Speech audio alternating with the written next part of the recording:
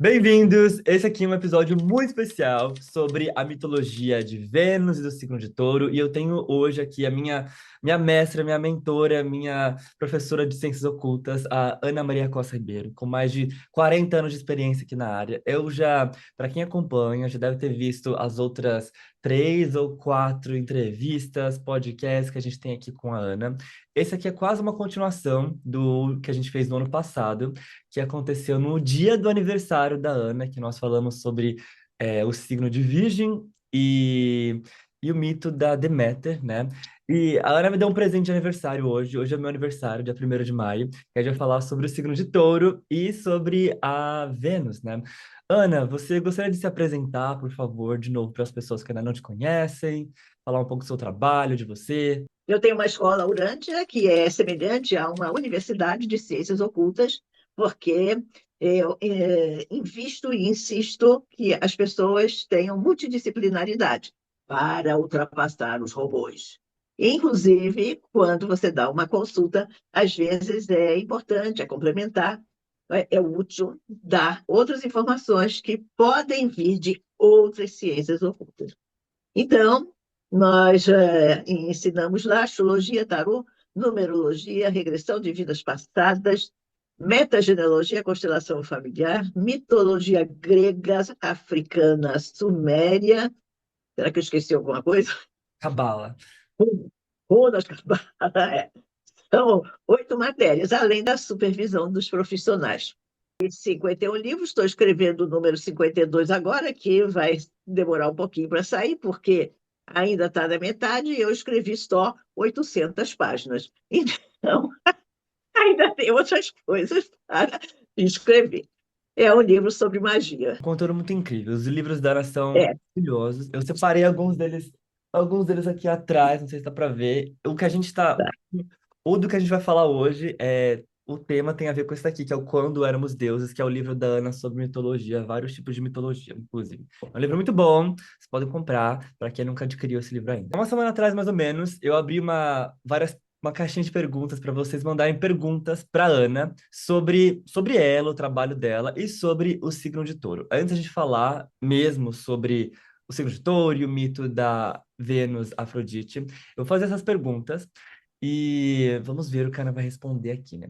Ana, a primeira pergunta é se a astrologia, se as pessoas elas nascessem em outro planeta do sistema solar, por exemplo, se as pessoas começarem a nascer em Marte e a Terra for considerado, você acha que a Terra vai ser considerada um dos planetas? A astrologia ela é geocêntrica, o que significa que a astrologia que nós estudamos ela está voltada para a Terra. No dia que você for morar em Marte, porque eu não vou, estou fora. A próxima encarnação minha vai ser lá pela Escandinávia, ou se for para alguma dessas outras estrelas aí, vai ser para Vega, qualquer coisa assim. Marte, estou fora. Mas, enfim, se vocês aproveitarem as naves aí e forem para Marte. A astrologia em Marte será martecêntrica. A Terra será um outro planeta que influenciará em Marte, como nós que moramos na Terra temos a influência de Marte. Com certeza, deve saber, já deve ter visto várias vezes. Tem uma divisão, várias vertentes da astrologia, como a astrologia é uma ciência antiquíssima, é, de falar de astrologia tradicional, astrologia moderna, astrologia pós-moderna. O que que você acha dessa intriga, esse conflito, esse achar que um é melhor que o outro? Qual que é a sua opinião sobre isso? Eu não me meto em nada que gaste a minha energia à toa em situações improdutivas.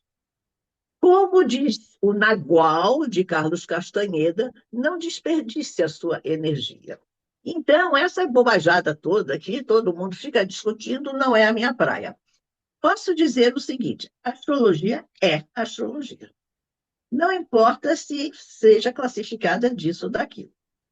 Quando você é, nasceu numa outra encarnação sua, por exemplo, na Idade Média, você usava uma astrologia da Idade Média que nem tinha Plutão por aí.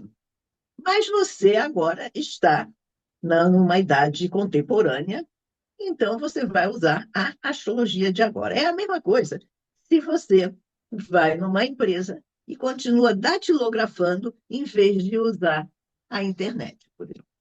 Então, nós estamos no século XXI para usar as coisas do século XXI. Você não vai para uma empresa datilografar na antiga máquina Remington, você não vai andar de carroça, embora, claro, tem alguns lugares aí que andam de carroça, como tem algumas situações ainda aqui que parece que usam qualquer coisa no nível da idade antiquíssima. Então é isso. Você deve usar, se você quiser, não é meu problema meu. Você deve usar a astrologia atual, porque é essa que vai preencher as necessidades dos clientes ou dos alunos. Não adianta você ficar falando. Você pode falar das coisas antigas da astrologia como histórico, como um pergaminho que você está lendo. Mas hoje você vai ter que usar aquilo que é da vida das pessoas atuais. Usar aquilo das pessoas atuais e fazer uma triagem, né? Selecionar o que é secundário, bobeira, do que realmente tem um suco, um contexto, uma validez, né? A Ana é muito conhecida também. As aulas dela são incríveis, maravilhosas, que ela dá umas cacetadas com amor, assim, e acho que esse tema é um que eu já ouvi várias cacetadas. Já recebi umas cacetadas também há uns 6 anos atrás também sobre isso, mas são sempre muito válidas. Acho que o método da Ana de ensinar é muito bom, que faz as pessoas se questionarem muito. É um lado muito uraniano aí, mas é o que dá a essência, né? Acho que a Ana é uma das raras mestras de astrologia que ensinam as pessoas de verdade a desenvolverem o próprio pensamento, desenvolver um pensamento astrológico, conseguirem conectar os pontos, as coisas, em vez de ficar só decorando, ou ela fala, tem que seguir as regras, né? A Ana tem uma frase muito boa, né? Quer falar a sua frase, Ana, da técnica? Aprenda a técnica e esqueça. Essa frase, ela não é minha, ela é copiada do Jung. Foi Jung que disse isso. Aprenda a técnica e esqueça. Se você ficar só na técnica da astrologia, você não vai ultrapassar os robôs. Porque o robô vai fazer a técnica. Então, o que vai dar a sua imortalidade como profissional é deixa a técnica para o computador e entra dentro da alma do cliente. Ana, quando você, no seu livro, principalmente esse livro aqui do Quando Éramos Deuses, você fala da sua experiência com o Candomblé, né? Mais ou menos quando que era isso que aconteceu? Quantos anos você tinha? Se você frequentava? Você fala que você é iniciada em 3 religiões diferentes, né? O Candomblé, o Taoísmo, se eu não me engano, e tem mais uma que eu não sei qual que é. Como que era o seu contato com o Isso é Candomblé? cristianismo. Cristianismo. Então era isso. Mas como é que era o seu contato com o candomblé? Quantos anos você tinha? Como que era as práticas? Conta um pouco como que era seu contato com a mitologia do candomblé. O meu avô era imigrante. Ele veio para o Brasil, mas ele chegou aqui e se encantou, se interessou pela mitologia africana. No caso, ele era a Ubanda. E ele acabou se tornando babalaô, ou seja, um chefe de terreiro na época dele. A família toda estava fora. Mas ele me pegou escondido e me levou e me batizou nessas religiões.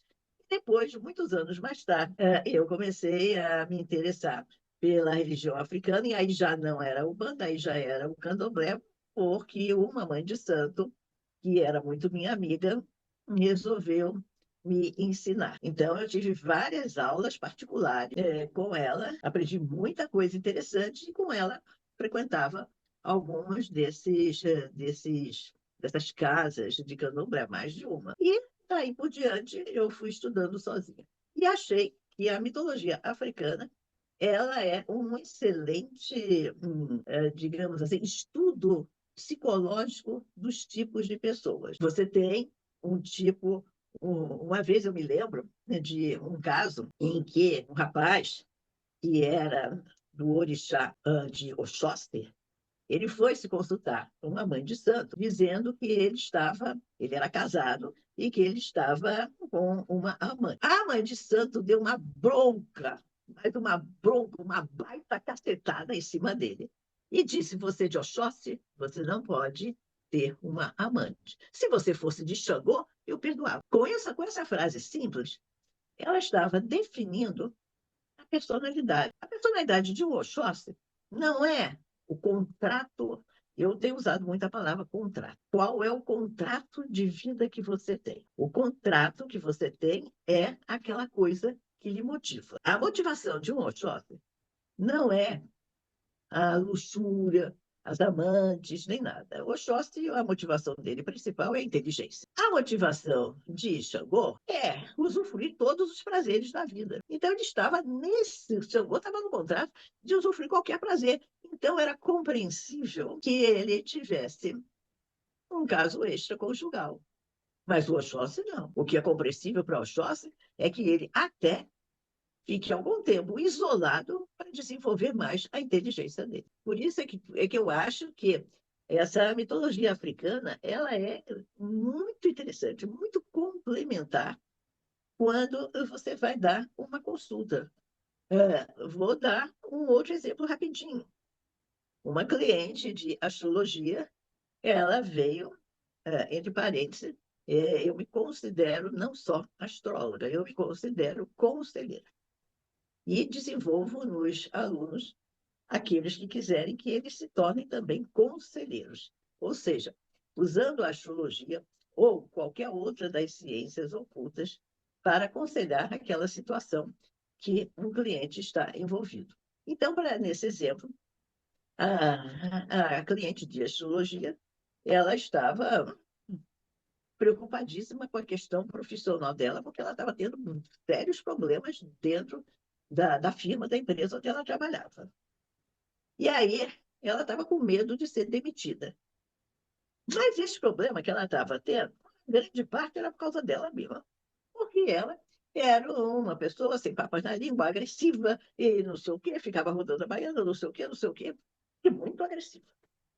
Quando a gente conhece a mitologia africana, ou a mitologia grega, ou qualquer mitologia, você pode olhar no mapa astrológico a correspondência desse mito da pessoa. Então, olhando o mapa dela, e sabendo que ela era uma pessoa também interessada ou em candomblé, eu disse a ela que você tem aqui no seu mapa um Ogum e uma Oxô. Aí ela disse, isso mesmo, são os meus orixás de cabeça e tal. Então eu disse para ela, simplesmente uma frase. Mãe, se você não quer ser demitida, se você quer ficar bem lá no seu trabalho, amanhã, quando você for para a sua empresa, deixa o Ogum em casa e vai com a Oxum. Simples, não precisa de mais nada. Um mês depois ela me avisa. Está tudo maravilha no meu trabalho. Nunca mais eu levei eu levei o Ogum para o meu trabalho. Eu vou com o Oxum. Tudo correndo bem. Entendeu? Então não é a questão de religião, é uma questão de tipo psicológico. Sim, de resgatar o que está dentro da pessoa, né? E entrando no nosso tema sobre touro, mitologia, que você separou, o signo de touro, o símbolo mesmo, né? Que tem a cabeça do touro, enfim, ele sempre foi assim. Tem outras coisas além do boi, do touro, que são símbolos de touro. Como é que é isso? Deixa eu explicar, eu acho que eu entendi. Você quer saber sobre qual é o símbolo de touro, o que significa o touro. A gente sabe que o símbolo dele tem aquele círculo e aquela meia-lua para cima. Isso é uma coisa muito óbvia para o significado do touro. O círculo é uma coisa que faz você ficar inserida e completa. E a lua que está para cima, com aqueles chifres abertos, significa venha mais, traga mais. Consequentemente, o que o touro quer e precisa é obter recursos. Ele precisa de obter qualquer tipo de recursos para ele sobreviver. E é a vida inteira. Em criança é um tipo de recurso, em adolescente é outro, em adulto é outro. Quando você, por exemplo, que é taurino, você consegue um recurso, ou seja, consegue aquilo que te interessa, aí você ganha força. Então, é importante essa força dentro de cada signo quando ele consegue aquilo que ele quer. Então, repetindo, obter recursos para sobreviver. Ele é também um signo fixo. A palavra fixo está dizendo, estou aqui. Então, esse touro, ele é apegado, fixado em uma forma qualquer. Essa forma tem que lhe dar segurança. Por exemplo, se isso aqui me dá segurança, esse copo com água, se esse copo me dá segurança, eu seguro ele e aí eu me sinto mais calma. Às vezes você tem um objeto na sua casa que você sente que ele dá segurança. Por que tem gente que tem santo, altar e uma macumba, um troço qualquer? Por que tem gente que tem objetos sagrados em casa? Para dar segurança. Então, ao sentir que aquela coisa, a gente pode ser uma pessoa. Eu estou aqui com minha família, eu me sinto seguro com a minha família. Eu tenho aqui o meu cachorrinho, o meu gato, o meu pet, ele me dá segurança. Então, é uma forma de satisfação e de segurança. Então, há uma determinação, uma inflexibilidade no touro quando ele quer alguma coisa. Quando ele não quer, não interessa. Mas quando ele quer, inflexível. O que você acha em você isso? Ou o que você acha na sua experiência? Olha, na minha experiência de 30 anos sendo eu realmente vejo muito isso, essa inflexibilidade. Eu tenho um touro no Sol, touro em Mercúrio também, né? Então, uma inflexibilidade de várias formas, tá? Das minhas ideias, mental, demora um pouco, tem uma certa lentidão para mudar, para entender, enfim. Eu falo que eu sou mais lento, tanto para entender as coisas, para Peraí, falar. deixa eu só explicar uma coisa nisso aí. Para você ter segurança, não se apresse. Sim, sim. Quando eu penso em touro, às vezes, eu penso, lembro daquelas árvores que crescem no concreto, né? Na raiz, nas calçadas, que é devagar, devagar, devagar, ela vai lá, a raiz, a árvore, ela cresce, se desenvolve, a raiz vai engordando, né? Ela acaba quebrando o concreto, a árvore vai se desenvolvendo, mas demorou, né? E é uma das visões que eu tenho aí quando eu penso na energia do signo de touro. Isso mesmo. Porque para crescer com segurança, não pode ir depressa. Pode ir devagar, mas com determinação. A Vênus, por exemplo, não podemos esquecer dela. A Vênus, que é o planeta que rege Touro, também rege Libra, mas hoje o que interessa é o Touro. A Vênus, a primeira coisa que se vê, ela nasceu de um ato violento. Ela é filha de um ato violento. Eis porque ela se apaixona por Marte. Ela teve vários relacionamentos, vamos falar dele. Mas aquele que deu aquele gás ali para ela foi Marte, porque estava também associado ao ato violento do nascimento dela. Então ela se apaixona por aquele cara que era insuportável, mas bonitão, inclusive cheio lá daqueles uniformes, daquelas coisas, daquelas espadas e não sei o quê. Isso é sedutor. Mas isso foi mais tarde. Tem o anterior. Vênus não teve mãe. Então, isso também tem um significado. Ela não estava preocupada com a proteção, o cuidado, a acessibilidade. Ela não é a Lua, ela é Vênus. E como Vênus, ela é infiel. É como Vênus, essa natureza infiel dela, ela não tem mãe. A fidelidade começa a ser aprendida pela mãe. E aí, o que ela quer? Não sendo fiel. Ela quer aproveitar, ela quer usufruir. A Lua, a Lua é que aguenta o outro. A Lua tem uma série de estados emocionais que ficam oscilando. Porque, meu filho, para aguentar as outras pessoas, o nosso estado emocional oscila. A Vênus não quer saber de aguentar os outros. Ela é a iniciadora do prazer. Em princípio, não tem nada a ver com gênero masculino ou feminino. Mas, em princípio, no símbolo feminino, vagina, por exemplo, Vênus é a iniciadora do prazer. No símbolo masculino, que também não tem nada a ver, sendo o símbolo masculino, o pênis, eu não gosto de ouvir essas palavras, está para os ouvidos. Então, esse Marte, ele representa a iniciação masculina. E a Vênus, a iniciação feminina. São estímulos, estímulos. Aí não tem questão de fidelidade. Aí tem questão de usufruir. Então, é isso daí. O que mais? Ah, posso dizer outra coisa. O que que é também essa Vênus?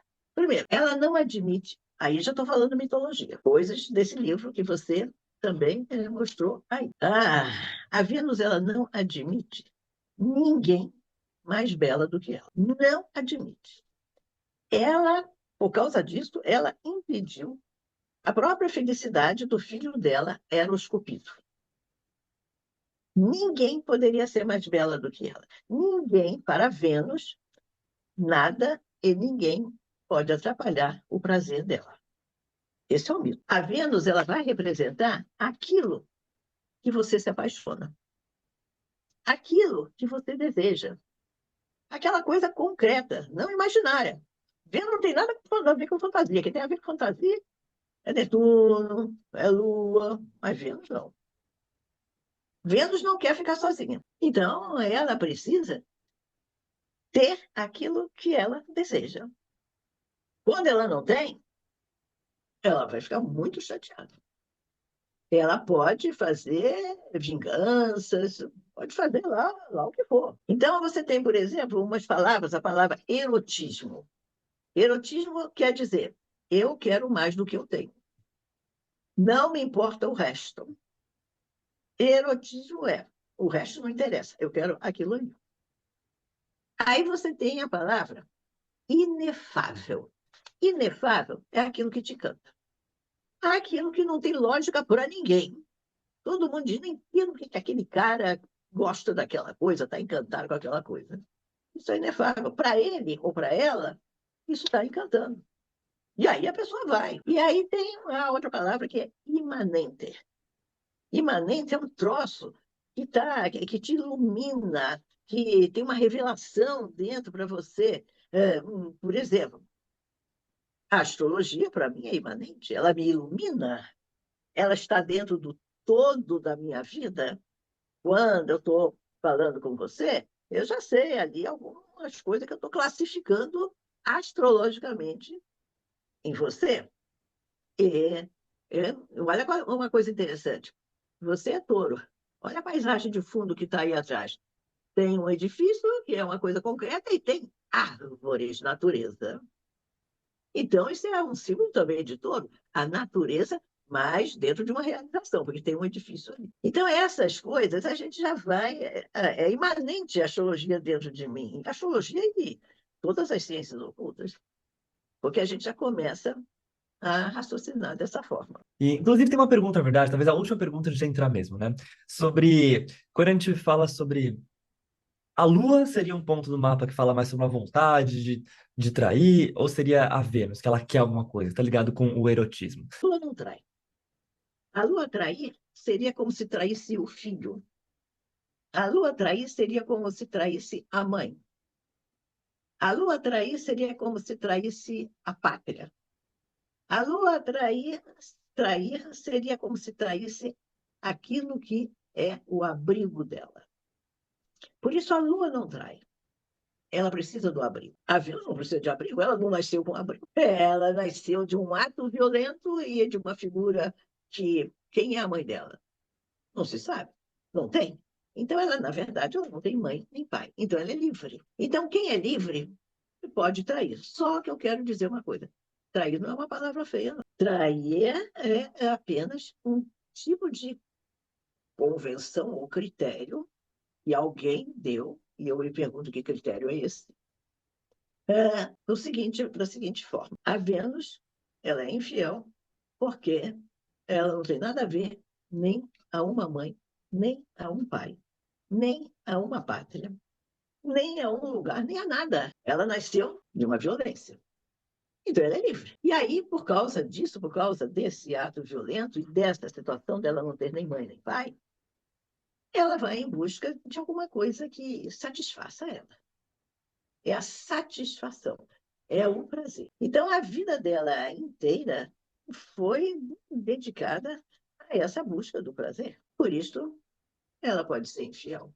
Quando numa relação afetiva há uma infidelidade, não é a Lua, é a Vênus. ou Marte. E eu já digo, no meu curso de sinastria, que, aliás, eu vou começar um novo módulo de sinastria nesse mês de maio, mas não é essa sinastria conhecida, não. É uma sinastria século XXI. É um outro aprofundamento de sinastria. Então, uma das coisas que eu digo na sinastria, e não é nessa só que eu vou dizer, mas você já deve, quando fez sinastria comigo, deve ter também ouvido, porque isso eu digo sempre, é uma frase que as pessoas se revoltam, mas eu digo, não existe traição, existe apenas a falta da complementação de alguma coisa. E que quando aquela coisa que você quer, que a Vênus quer, quando aquela coisa que a Vênus está precisando, porque é um prazer, não é uma necessidade, é um prazer. Ela não encontra aquilo do outro lado, por isso que a Vênus teve 9 relacionamentos. Começando do nascimento da Vênus, né? Qual foi o primeiro relacionamento que a Vênus teve? Os relacionamentos da Vênus, eles falam de padrões de relacionamentos que a gente vive na vida também, né? Mas qual foi o primeiro que a Vênus teve, Ana? Daí eu posso dizer o seguinte: a Vênus teve 9 amantes. E vocês que estão me ouvindo, prestem atenção nesses 9 amantes para você identificar qual é o seu caso. Se você teve mais de um relacionamento, você teve um por um motivo. Aí você pode ter tido o segundo por outro motivo. Então, veja, Vênus que queria o prazer, não esqueça disso. Ela está nessa busca, Vênus está em busca de duas coisas: o prazer e os recursos. Então, avaliem vocês.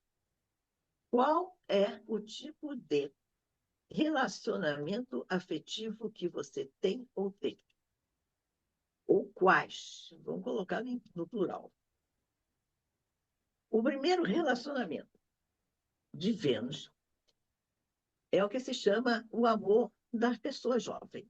Como se fosse aquele amor que uma pessoa tem no jardim da infância, no primário. Então, ela ficou lá apaixonada por. O camarada chamava Neurite. Mas ele era do mar. A Vênus nasceu no mar, mas ela não é do mar. Quando você vai ver, na astrologia, ela rege touro, que é terra. Ela rege Libra, que é ar, que é livre. Ela não é do mar. Se você tiver uma Vênus em peixes, aí vai ser do mar, mas é outra história. Então, o primeiro amor dela, Neurites, ele era lá do mar. Resultado, eles se apaixonaram, mas ele não quis ficar com ela, porque para ele ficar com ela não ia ficar no mar, ela não era do mar, ela tinha que ir embora. Então, para ele ficar com ela, ele teria que sair do mar, ele teria que sair da família. Ele não queria largar a família.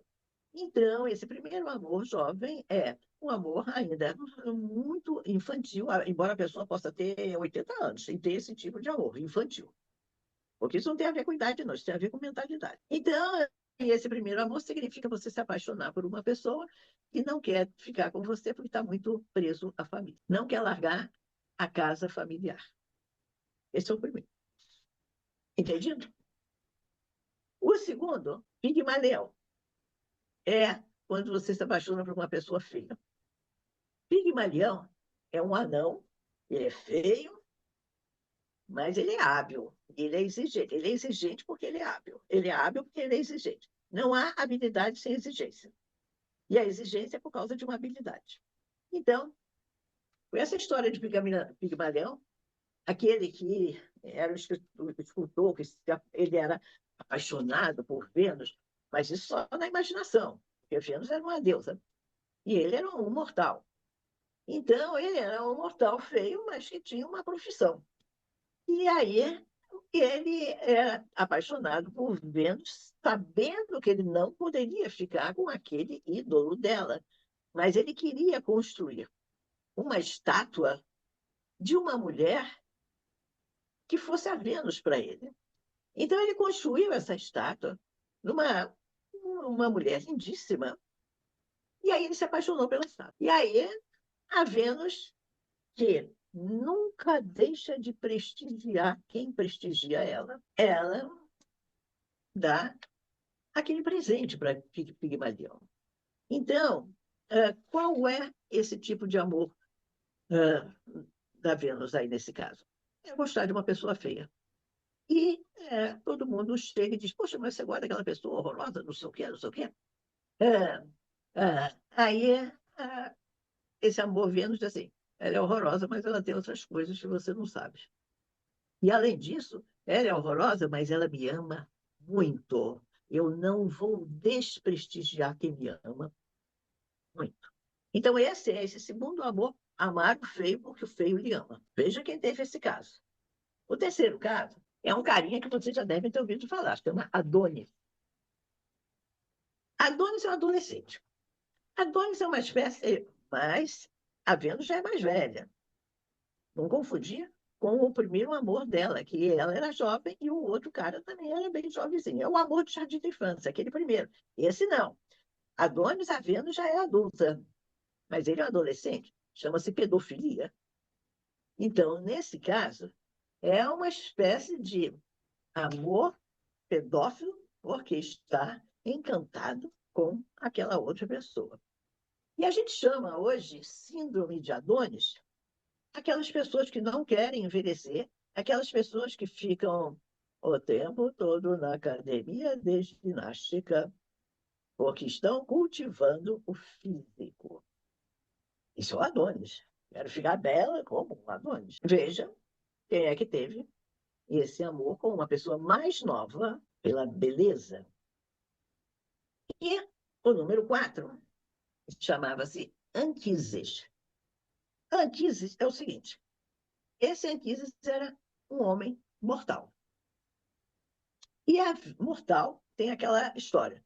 Um mortal não pode encarar um Deus. Ele não pode olhar olho no olho.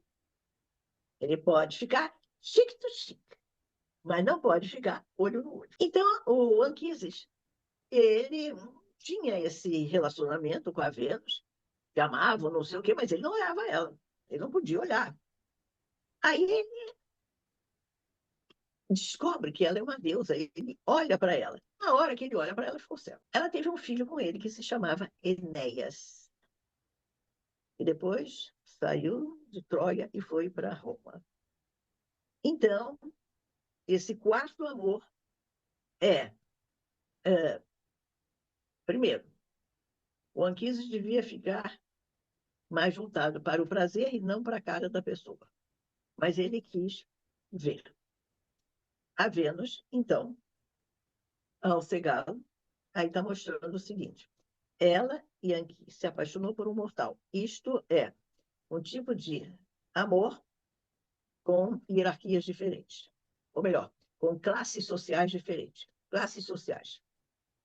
Castas. Castas diferentes. O quinto chamava-se Baco, o Dionísio. Era um boêmio. Então, esse é o amor boêmio, aquele que vai mais exclusivamente pelo instinto, na busca da diversão, do prazer, da bebida, de não sei o quê. Veja se alguém teve esse amor boêmio. O sexto foi com Júpiter. Vênus é filha de Urano. Urano é avô de Júpiter. Então, mas acontece que aí o Júpiter, ele era o VIP, Júpiter VIP. Júpiter é o todo-poderoso e mais velho. Então, aí você tem o amor com uma pessoa mais velha e poderosa. E aí você tem o sétimo. O sétimo foi com Mercúrio. Aí é o amor com uma pessoa inteligente. Se apaixonou porque ele era inteligente, porque ele era simpático, porque ele era civilizado, mas também era um viajante. Ele não parava em lugar nenhum. Então, ela se apaixonou pela inteligência e pela simpatia. Tiveram um filho. Esse filho chama-se Hermafrodito, que é uma figura junta homem e mulher. E esse mito fala de uma ninfa que antes o hermafrodito não era hermafrodito, era só Herma. E aí veio uma ninfa, a Salmácia, que se apaixona por ele e se gruda nele. E aí ficaram tão grudados que aí ficou o hermafrodito, o homem e uma mulher juntos. Então, esse outro. Mas esse não foi amor de Vênus, esse foi filho de Vênus. O amor de Vênus foi, nesse caso, é com a pessoa inteligente. E aí veio o número 8. O número 8 foi o seguinte: aí ela tinha que casar. Aí o pessoal lá no Olimpo disse: pô, as mulheres do Olimpo, não os homens do Olimpo, mas as mulheres do Olimpo dizem: pô, ela tem que casar, não é possível, fica com esse, com esse, com esse, não sei o quê. Tem que olha aí, Júpiter, você que é o Todo-Poderoso, ela tem que se casar. E acabaram escolhendo para ela um marido velho e feio, chamado Vulcano. Vulcano, ele era velho, ele era feio, mas ele era filho de Júpiter. Então ele tinha pedigree. Aí ela se casa com Vulcano, nunca tiveram nenhuma relação sexual. Então aí é um relacionamento assexual, um relacionamento de conveniência, um relacionamento talvez também convenientemente forçado pela família. Não tiveram essas relações, mas número um, tinha pedigree. Número dois, ele era respeitadíssimo, porque ele era um profissional de primeira categoria. Ele era o feio que se transforma em belo. É ele que fazia joias, por exemplo. É ele que fazia armas. Ele era o metalúrgico, ele era como é que chama? O camarada, o joalheiro, o ourives, ele era o ferreiro. O ferreiro era uma profissão, antigamente, muitíssimo valorizada, porque o ferreiro fazia todos os objetos. Então, mas esse marido, não, eles não tinham nenhuma relação, mas ela tinha o status. Mas aí ela arranjou o amante, que é o Marte. O Marte foi o 9. Ele era o amante, que a gente até já falou antes, o tal bonitão, insuportável, e um físico lá fantástico, e com uma forma que despertava muito a sexualidade. E daí tiveram o filho Eros, Cupido, e a Volúpia também. E aí ela ficou muito apegada àquele filho, não apegada ao filho de deixar que o filho atrapalhasse a vida dele, mas que ela que atrapalhava a vida do o Eros, o Cupido, ele atirava uma flecha, as flechas de amor. Ah, atirava no fulano, e aquele fulano te ficava apaixonado. Mas ele também, talvez você não saiba, atirava flechas de ódio. Eram as flechas de amor para uns, eram as flechas de ódio para outros. É interessante. Qual desses 9 casos foram as relações afetivas que vocês tiveram? Não precisa de falar, não. Mas dentro da cabeça, você já vai vendo qual delas. O amor de jardim da infância, o amor, eu vi aqui que nem de cor eu me lembro. O amor de jardim da infância, o amor de uma pessoa feia, mas que valorizava muito, o amor de adolescente, uma pessoa bem mais nova, o amor de uma pessoa de classe social diferente, que não podem ser vistos juntos, o amor do boêmio, o amor com o mais velho VIP poderoso, o amor com uma pessoa inteligente, o amor físico do amante bonitão e físico, e o casamento conveniente. É interessante. Aí você vê que esse mito da Vênus, aí tem mais outras coisas, vai sintetizando. E esse mito daí, ele está mostrando apenas uma coisa, o prazer. E quando você vai reprimir o prazer, que não precisa ser só prazer físico, pode ser o prazer de viajar, o prazer de uma boa culinária, o prazer de uma roupa, de um negócio qualquer. O prazer. O prazer é curador. Não estou dizendo que seja esse ou aquele prazer, é o prazer que você tem. Aqui, onde eu moro, na minha casa, aqui atrás está cheio de árvores e de plantas. Não dá muito bem para você perceber aí, mas está Mas é muito cheio. lindo aí. Então, isso para mim é uma beleza curadora. Isso tranquiliza, isso dá um conforto. E outras coisas, mas só estou dando isso como exemplo. A beleza é curadora. O prazer é curador. A paz é curadora. Quando você ficar doente, busca o prazer.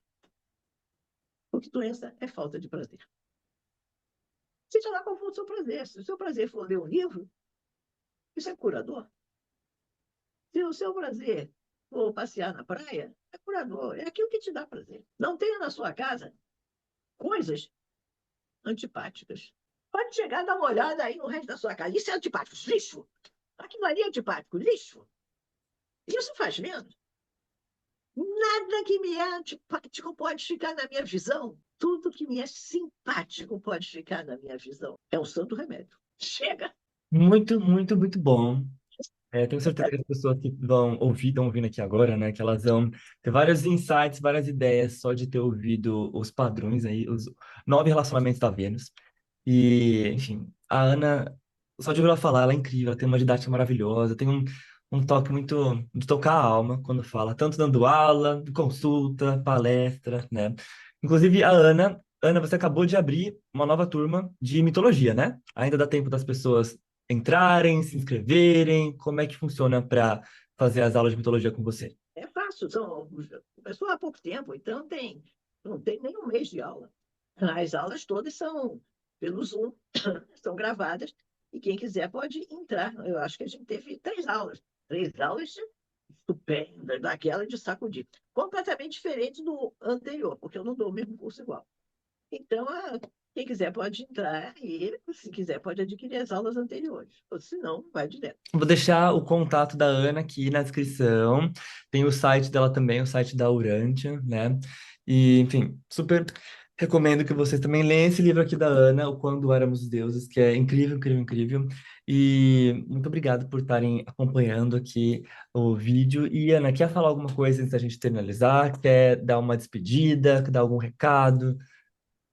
Só queria deixar que também estamos abrindo agora curso de astrologia básica, curso de astrologia adiantada, curso de regressão de vidas passadas, e também de tarô, e também de metagenealogia e constelação familiar. É uma universidade de verdade, de ciências ocultas, É né? uma universidade. Multiplique-se, porque senão, o meu recado é esse: multiplique-se para não ser ultrapassado com os robôs. Eles estão rápidos, então tem que ser rápido mesmo, né? Porque os robôs estão. Aprenda a técnica e esqueça. Deixa a técnica para o robô. Na hora de você dar a consulta, é a sua alma que está falando para a alma do outro. Se você não quer uma consulta de alma, aí você vai ter uma consulta de robô. Pega lá no chat GPT, não sei o quê. Aí o robô fala com você, porque hoje em dia você sabe que a pessoa está casando até com o robô. Uhum, uhum. Vai só aumentar, né? Mas enfim, muito, muito obrigado por esse presente de aniversário. Muito obrigado pelo seu tempo aqui no feriado dia 1º de maio, dia de trabalho.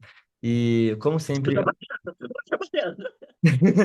Sim, também, né? Sempre trabalho no dia 1º de maio. Acho que tem que ser assim. Nascer no dia do trabalho, tem que trabalhar, pelo menos um pouco no dia 1º de maio. Um bom resto de dia para você, mestra. E a gente se vê em breve. E um beijo para todo mundo que está assistindo. E até breve para vocês também.